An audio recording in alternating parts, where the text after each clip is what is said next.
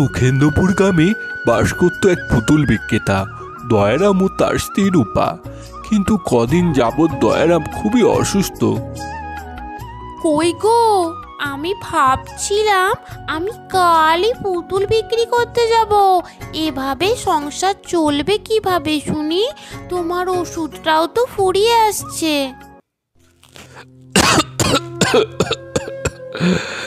তুমি কি পুতুল তৈরি করে বিক্রি করতে পারবে রূপা? আমার জন্য তোমার আজ এই অবস্থা। ভগবান যে আমায় কি রোগ দিল, শরীরে এত ব্যথা, উঠে বসতে পর্যন্ত পারছি না। ওগো, তুমি চিন্তা করো না গো, আমি সব পারবো। আমি তো দেখে নিয়েছিলাম তুমি কিভাবে পুতুল তৈরি করো। এখন আমি শুধু একবার চেষ্টা করব, আর না পারলে তুমি বলে বলে দেবে। আমি ঠিক পারবো, দেখো তুমি। এরপর রূপা বসে যায় পুতুল গড়তে। অনেক চেষ্টার পর সে বেশ কয়েকটি ভালো পুতুল বানিয়েও ফেলে। বাহ বাহ রূপা, তুমি বেশ ভালোই পুতুলগুলো বানাতে শিখেছো দেখছি। খুব সুন্দর হয়েছে তোমার পুতুলগুলো। দেখবে বাজারে নিশ্চয়ই সবাই তোমার পুতুলগুলো খুব পছন্দ করবে। তাই বুঝি? তুমি সত্যি বলছো গো? ঠিক আছে, আমি কালই বাজারে গিয়ে ওই সব পুতুল বেচে আসবো। তোমার ওষুধ, ফল ওসবও তো ফুরিয়ে গেছে, ওগুলো আমি খালি কিনে আনবো। পুতুল আছে দাদা, পুতুল আছে, নানান রকম মাটির পুতুল। পুতুল নিয়ে যাও গো, পুতুল, নানান রকম মাটির পুতুল। আজ এই কটা টাকা মোটে বিক্রি হলো? এ দিয়ে আমি চাল ডাল, ওষুধ, ফল এসব কিনবো কিভাবে? কি করি? সব পুতুলও তো বিক্রি হলো না। আরে রূপা যে, তুই পুতুল বিক্রি করছিস?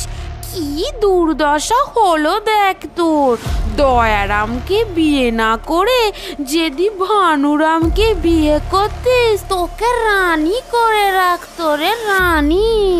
এখনকার দিনে এই মাটির পুতুল তোর কে কিনবে শুনি? সবাই রং চঙে সুন্দর বাহারি পুতুল পছন্দ করবে। এসব এখন আর চলে না রে, চলে না। ঠিক আছে, আমি চললাম রে, পরে দেখা হবে, কেমন? রূপা দুঃখী দুঃখী মুখ নিয়ে বাড়ি ফিরে আসে।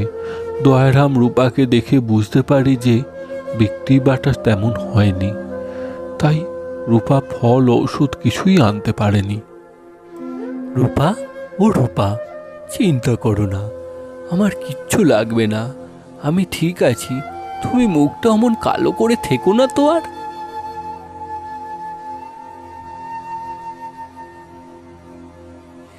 এই রূপা শোন, কি রে, এখন তোকে নাকি পুতুল বিক্রি করা খেতে হচ্ছে? স্বামীটা অকর্মণ্য হয়ে গেছে বুঝি? এখনো বলছি সময় আছে, চলে আয় আমার কাছে, তোকে আমি রানী করে রাখবো। ওই দয়ারাম তোকে কোনোদিন সুখ দিতে পারবে না, আর আমি তোকে পৃথিবীর সব সুখ এনে ভরিয়ে দেব। তাই নাকি রে? তোর সঙ্গে তুই দয়ারামের তুলনা করছিস? তুই ওর মতো কোনোদিনও হতে পারবি না। তুই টাকা পয়সা দিয়ে হয়তো আমাকে রানী করে রাখতে পারবি, কিন্তু ওই ছোট্ট কুঁড়ে ঘরে আমি ভালোবাসার রানী। তুই সব বুঝবি নে, যা পথ ছাড় আমার। তাই নাকি রে? স্বামী নিয়ে তোর বড্ড দেমাক। চ, আজকে তোর সব দেমাক আমি ভেঙে দেব। ঠিক তখনই ভানু রূপার হাত চেপে ধরে আর তাকে টানতে থাকে। রূপাও ঘুরে কষিয়ে দেয় এক থাপ্পড়। এরপর ভানু রূপার পিছু নেয়। রূপা ভয়ে ছুটতে থাকে জঙ্গলের দিকে, পিছনে ভানুও ছুটতে থাকে।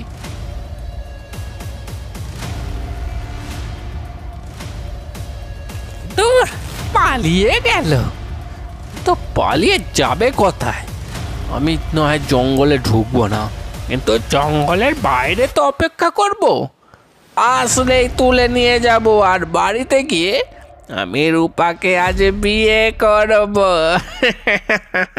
কেউ আমার কিচ্ছুই করতে পারবে না। ওহ, বাঁচা গেল। ভানু শয়তানটা মনে হচ্ছে আর আসছে না। কিন্তু আমি কোথায় এসে পড়লাম? এ তো ঘন জঙ্গল দেখছি। উফ, খুব ক্লান্ত লাগছে, এখানে একটু বিশ্রাম নেই। বাঁচাও, আমায় বাঁচাও, এই জালে আমি আটকে পড়েছি। এক্ষুনি মাকে চাইছে আমায় খেয়ে নিবে। বাবা, কে ওটা? মৌমাছি? মৌমাছিও কথা বলতে পারে? এ কি অদ্ভুত জঙ্গল রে বাবা। কই গো মৌমাছি, একটু দাঁড়াও, আমি তোমায় এক্ষুনি ওখান থেকে উদ্ধার করছি, ভয় পেও না। ধন্যবাদ, তুমি না থাকলে আজ আমি বাঁচতাম না। আচ্ছা, তুমি এই জঙ্গলে এলে কিভাবে? রূপা তখনই মৌমাছিকে তার সমস্ত ঘটনা খুলে বলে। এই ব্যাপার বন্ধু, তুমি চিন্তা করো না, আমি তোমায় সব রকম সাহায্য করতে পারবো। আর শোনো, ওই দূরে গুহায় এক ডাইনি পড়ে আছে, সে তোমাকে অনেক সাহায্য করবে। তুমি প্রথমে তার কাছেই যাও, ভয় পেও না, আমি তোমার সঙ্গেই আছি। কি? ডাইনি বুড়ি? আমার যে খুব ভয় করছে বন্ধু, তুমি আমার সঙ্গে থাকবে তো? এরপর রূপা এগিয়ে যায়। তখনই দেখে এক সুন্দর নীল পাখি গাছের নিচে এক ডাল চাপা পড়ে আছে। রূপা তখনই সেই ডাল সরিয়ে তাকে সাহায্য করে। রূপা আরও একটু এগোয় গুহার সামনে। তখন সে এক বাঘকে আহত অবস্থায় দেখতে পায়। ওরে বাবারে, এ তো বাঘ, কিন্তু ও তো আহত, ওর ক্ষতস্থান দিয়ে রক্ত বেরোচ্ছে। আমার মনটা কেন এমন আকুল হচ্ছে। আমি কি ওকে একটু সাহায্য করব? হ্যাঁ, আমার অবশ্যই একে একটু সাহায্য করা দরকার। এরপর রূপা বাঘের ক্ষতস্থানে ঔষধি পাতা লাগিয়ে দেয়। বাঘ চোখ মেলে তাকায় এবং রূপাকে সে ধন্যবাদ জানায়। তুমি এখানে এলে কিভাবে? তোমার হয়েছেটাই কি? তোমাকে এরকম বিষণ্ণ দেখাচ্ছে। তখন রূপা বাঘকেও তার দুঃখ ও কষ্টের কথা জানায়। বাঘ তখন তাকে সাহায্য করার প্রতিশ্রুতি বাড়ি দেয়। যাওয়ার সময় আমায় নিয়ে যাবে, আমি ওই বেটা বদমাইশকে শায়েস্তা করে দেব। এরপর রূপা গুহায় প্রবেশ করে।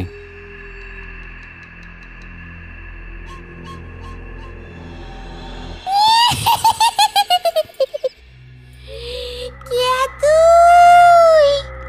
এখানে এসেছিস কেন? আমার খুব বিপদ, আমায় একটু সাহায্য করো। আমি এক পুতুল বিক্রেতা স্ত্রী, আমার স্বামী খুব অসুস্থ। বুঝলাম, কিন্তু তোকে আমি কেন সাহায্য করব? একটা শর্তে তোকে আমি সাহায্য করব। তুই যদি আমার সেই শর্ত মেনে নিস, তবেই তোকে আমি সাহায্য করব। শোন তবে, গন্ধরানী বন্ধ খোলে, বন্ধরানী গন্ধ শোকে, জীবন জুড়ায় সুগন্ধ ভরা এমন ফুল তুলে আনতে হবে। রূপা ফিরে আসে গুহার বাইরে, আর তখন তার সকল বন্ধুরা তাকে সাহায্যের জন্য এগিয়ে আসে। চিন্তা করো না বন্ধু, আমি জানি কোথায় আছে অমন ফুল। কিন্তু একটা ব্যাপার, যাবে কি করে তুমি ওইখানে? কেন? আমার পিঠে চড়ে আমি এক মায়াবী পাখি।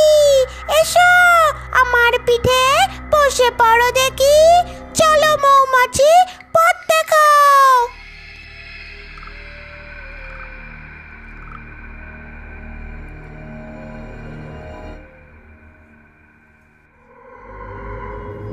এরপর সেই ফুল তুলে আনে রূপা এবং ডাইনির হাতে দেয়। ডাইনি সেই ফুল থেকে তৈরি করে এক জীবনদায়ী ওষুধ। এবং সে তুলে দেয় সেই ওষুধ রূপার হাতে। আচ্ছা, সকালবেলা দেখবি তোর ঘরে এক ঝুড়ি রকমারি সুন্দর ঝকঝকে পুতুল, সে দিয়ে তোর সংসার দিব্যি চলে যাবে। যা, আর এই বাড়ি গিয়ে তোর স্বামীকে ওই ওষুধ খাইয়ে দিবি, দেখবি তোর স্বামী সুস্থ হয়ে গেছে। এরপর রূপা বাঘকে নিয়ে জঙ্গলের বাইরে আসে। বাঘ সেখানেই ভানুকে হত্যা করে এবং আবার জঙ্গলে ফিরে যায়। রূপা ফিরে আসে বাড়িতে এবং সেই ওষুধ খাইয়ে দেয় তার স্বামীকে। তার স্বামীর সাথে সাথেই সুস্থ হয়ে ওঠে। এর পরের দিন সকালে সে দেখে ঘরের মধ্যে এক ঝুড়ি পুতুল। সেই পুতুল বিক্রি করে আস্তে আস্তে রূপারা বড়লোক হয়ে ওঠে।